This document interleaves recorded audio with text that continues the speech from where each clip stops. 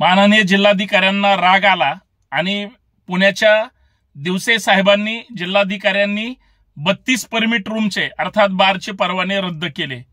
त्यांना तिचं चुकीचं आढळलं।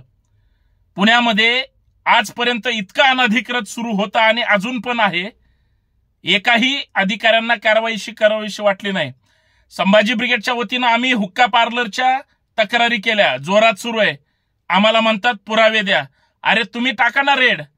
आम्ही म्हणतोय मसाज सेंटर आहे तिथं वेश्या व्यवसाय सुरू आहे, पत्र दिलेत 6 मेला, अजिबात कारवाई नाही।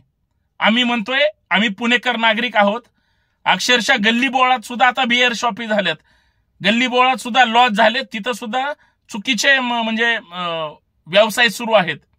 एवढंच काय, पुण्याच्या ससूनमधूनच ललित पाटील जो आरोपी होता त्याच्याकडून ड्रग्ज माफिया प्रचंड मोठं प्रकरण त्या ठिकाणी समोर आलं। आता कुठं कल्याणी नगरमध्ये पब रात्रभर सुरू असतात, धांगडधिंगा सुरू आहे, लोकांना प्रचंड त्रास होतोय। 2 इंजिनियर तरुणांचा त्या अग्रवाल बिल्डरच्या पोरांनी नराधमाने त्या ठिकाणी चिरडून हत्या केली। आता प्रशासन जागं झालंय। माणसं मेल्यानंतर प्रशासन जागं होतं आणि तक्रार केली की तिथं पैसे खायचं मीटर सुरू होतं। हा जो धंदा सुरू आहे पुण्यामध्ये आणि महाराष्ट्रामध्ये, हे प्रशासनाची, सरकारची आणि अधिकाऱ्यांची मिलीभगत आहे। लोकांचे जीव गेल्यानंतर जर ह्यांना ऍक्शन मोडवर येता येत असेल तर मित्रांनो विचार करा, हा खूप मोठा खेळ सुरू आहे महाराष्ट्रामध्ये। आणि सगळ्यात वाईट गोष्ट याला अधिकारी जबाबदार असतात, याला नागरिक सुद्धा जबाबदारी असतात। बऱ्याच बिअर बार किंवा बऱ्याच अनधिकृत हॉटेलमध्ये आजकाल बरेच पुण्यामध्ये तुम्ही बार बघा, बऱ्याच बिल्डिंगच्या टेरेस फ्लॅटवर बार झालेत, बऱ्याच बिल्डिंगच्या पार्किंगमध्ये बार झालेत आणि खुलेआम तिथं त्या ठिकाणी दारू विक्री होते। माननीय जिल्हाधिकारी महोदय, माननीय पुणे पोलीस आयुक्त यांना हात जोडून संभाजी ब्रिगेडच्या वतीनं विनंती आहे, एकदा पुणे शहरातील आणि जिल्ह्यातील सगळ्या परमिट रूमची माहिती काढा। बारची, बिल्डिंगच्या पार्किंगमध्ये, बिल्डिंगच्या टेरेसवर, अनधिकृत जागेवर बरेच बार सुरू आहेत ज्यांच्याकडून खुलेआम दारू विक्री होते, तिथं अल्पवयीन मुलांना दारू विक्री केली जाते। आणि पबच्या नावाखाली 3 स्टार 5 स्टार हॉटेलमध्ये सुद्धा जो काही पार्ट्यांचा, डान्सचा धागडधिंगा सुरू आहे, याला सुद्धा कोणाचा पाठिंबा आहे? आज जिल्हाधिकाऱ्यांनी, म्हणजे सगळ्यांना माहित होतं आजपर्यंत 32 परमिट रूमचे बारचे जे परवाने रद्द झालेत, आजपर्यंत सुरू कसे काय होते? याचा अर्थ याच्यात गलफान कारभार होता का नाही? तुम्हाला नाव घेऊन सांगतो किंवा संभाजी ब्रिगेडला माहिती विचारा, पुण्यातले असे काही मोठे मोठे बार्स आहेत, पब्स आहेत, मोठे मोठे हॉटेल्स आहेत जे 80% अनधिकृत आहेत आणि लायसन साठी फक्त 20% अधिकृत आहेत। पोलिसांनी माहिती घ्यावी, महानगरपालिकेने माहिती घ्यावी। संभाजी ब्रिगेडनं तक्रार केल्यानंतर किंवा पुणेकरांनी तक्रार केल्यानंतर जेवढे हायवेच्या रस्त्याच्या कडेला सुद्धा अनधिकृत मोठे मोठे शॉप्स टाकलेत, मोठे मोठे हॉटेल्स आहेत, अहो माननीय जिल्हाधिकारी महोदय, पुण्यामध्ये उपनगरामध्ये जेवढे काही बांधकामं सुरू आहेत सगळे बऱ्यापैकी अनधिकृत आहेत। तुम्ही एकदा नवले ब्रिजच्या आसपास फिरा, एकदा नरे, आंबेगाव, कात्रज, जांभूळवाडी किंवा तिकडे नगर रोड, इकडे सोलापूर रोड, अनधिकृत बांधकामाचा सुळसुळाट आहे। महानगरपालिकेच्या अधिकाऱ्यांची पण चौकशी करा, अधिकाऱ्यांकडे तक्रार केली, कोंडवा वगैरे भागात जा, 100% अनधिकृत बांधकामं सर्रास सुरू आहेत, त्यांच्यावर कोणीच कारवाई करत नाही। माणसं मेल्यानंतर का जागे होतात? माणसं मेल्यानंतरच का ह्यांना त्या ठिकाणी आठवण येते?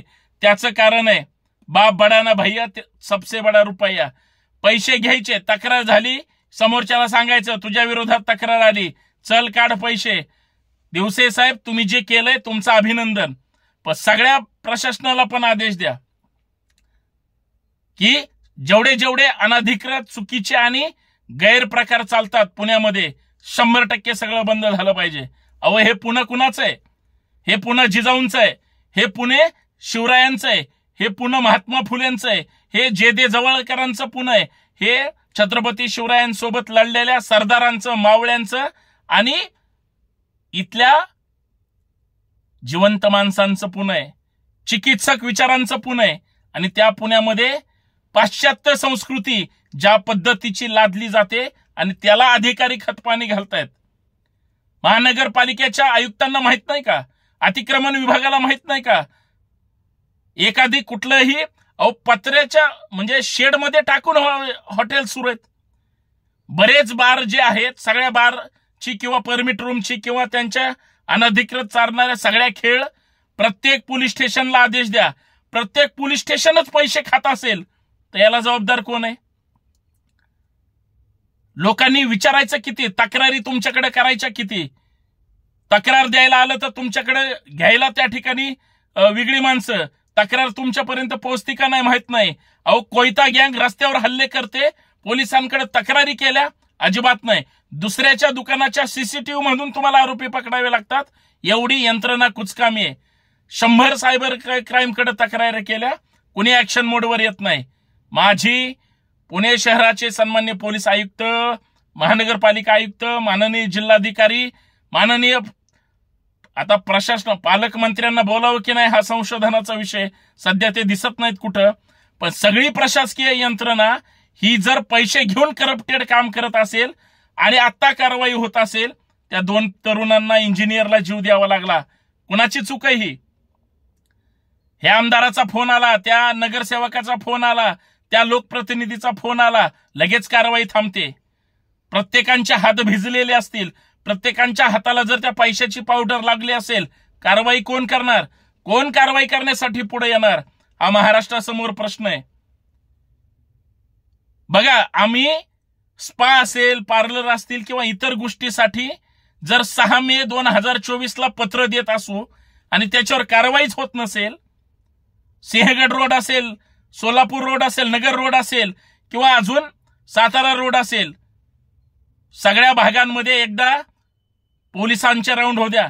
निवडणुकीमध्ये जसं पोलीस सगळ्या गल्लोगल्ली फिरतात, तसं एकदा प्रशासनाकडून जे अनधिकृत व्यवसाय, जे अनधिकृत धंदे आणि जे अनधिकृत कृत्य ज्या ठिकाणी चालतात, सिंहगडावर तानाजी मालुसरेंना मुजरा करायला जावा लागतो, पण जाताना सगळे लॉज, सगळे हॉटेल, काय धंदे चालतात एकदा माहिती घेतली पाहिजे.